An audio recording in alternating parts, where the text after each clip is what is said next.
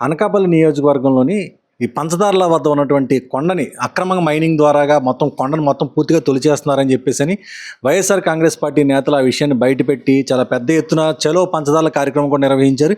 ఈ కార్యక్రమం మొత్తం కూడా చోడవరం మాజీ ఎమ్మెల్యే కర్ణం ధర్మశ్రీ ఆధ్వర్యంలో జరిగింది.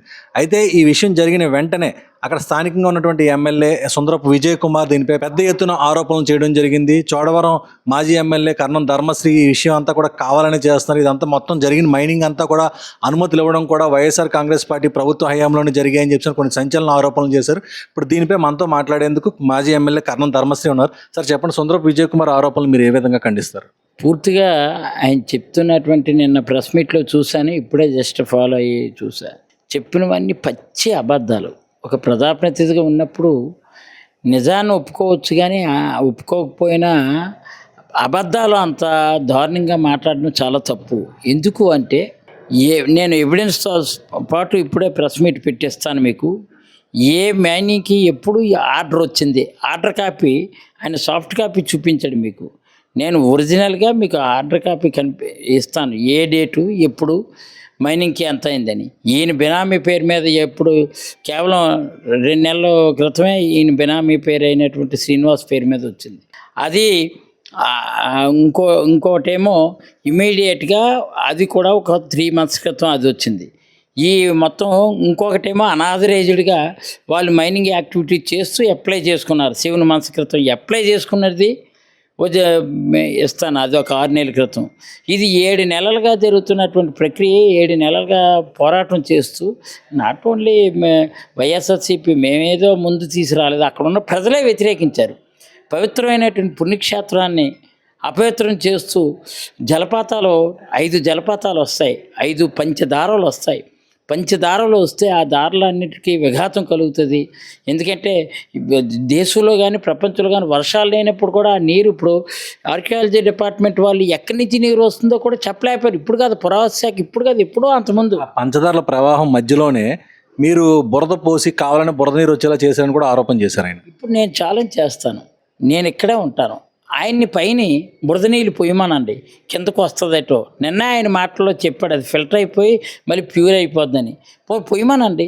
ఆ బురద నీరు ఎక్కడైతే ఇక్కడ మైనింగ్ జరిగిందో మైనింగ్ నీరు అంతా బురద నీరు అయిపోతే అది బురద వచ్చేస్తుంది, బురద నీరు వచ్చేస్తుంది. అదే మైనింగ్ జరిగినటువంటి తేట తేలిపోతే అది తేలిపోయినట్టు వస్తుంది, అంతే తేడా.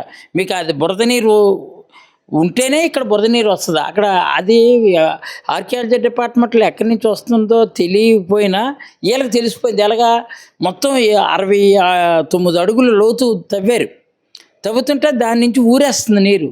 ఆ వచ్చిన నీరే అనమాట ఈ నీరని మాకు తెలిసింది.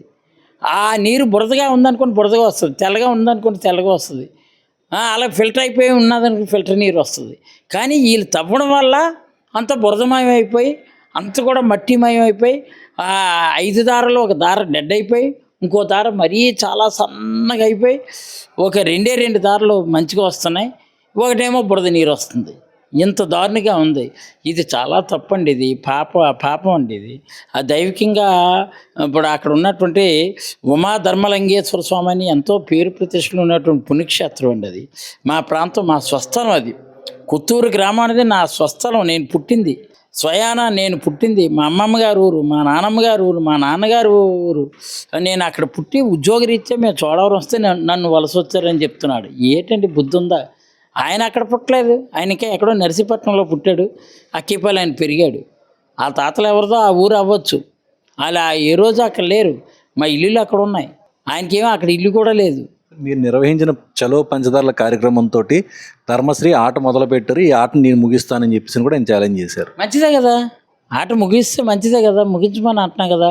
మాకు ఆ పంచదారుల కొన్నంతని కూడా మనం ఏమంటున్నాం, మైనింగ్ జోన్ కింద ప్రకటించండి, నో మైనింగ్ జోన్ కింద ప్రకటించండి. నో మైనింగ్ జోన్ కింద ఉంటేనే ఆ దేవదేవుడైనటువంటి మహాదేవుడైనటువంటి శివయ్యకి ఒక రక్షణ కలుగుతుంది.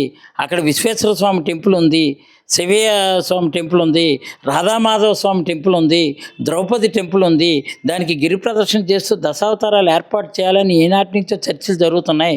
రేపు అధికారంలోకి మేము వచ్చాక జగన్మోహన్ రెడ్డి గారు వచ్చిన తర్వాత డెఫినెట్గా దశావతారాలు ఏర్పాటు చేసి గిరి ప్రదర్శన చేస్తూ పుణ్యక్షేత్రంగా కొలువై ఉన్నటువంటి దాన్ని అది యాత్రాస్థలంగా మార్పు చేసి ఉత్తరాంధ్రలో కూడా దేదీప్యమానంగా అది వెలుగొంది ఆధ్యాత్మిక కేంద్రంగా ఉంచాలా మేమంటే ఆధ్యాత్మిక కేంద్రాన్ని నువ్వేం చేసావు పెద్ద రంధ్రం చేసి స్వరంగాలు తవ్వేసి గోతులు తవ్వేసి 150 నుంచి 180 అడుగులు గ్రావెల్ తీసేసి ఇప్పుడు ఏమి ఎరగనమ్మా అని చెప్పేసి నువ్వును సీఎం రమేష్ను ఇద్దరు రాబందులో తయారయ్యి రక్కసులాగా తయారయ్యి అక్కడ ఉన్నటువంటి దాన్ని అంతటిని కూడా ఇచ్చేసి మళ్ళీ ఇప్పుడు డమాయించి మాటలు చెప్పడం అది చాలా తప్పు. యాక్చువల్లీ అక్కడ మైనింగ్ జరగడానికి తానే వ్యతిరేకం, తానే కంప్లైంట్లు చేశానని కూడా అంటున్నారు సార్. మరి నేను ఏ రోజు ధర్నా చేసాం, మేము ఏ రోజు రిలే నిరాహారదీక్ష చేసాం, అక్కడ ఐఏఎస్ విజయ్ కుమార్ గారు కూడా వచ్చి నిలదీశారు.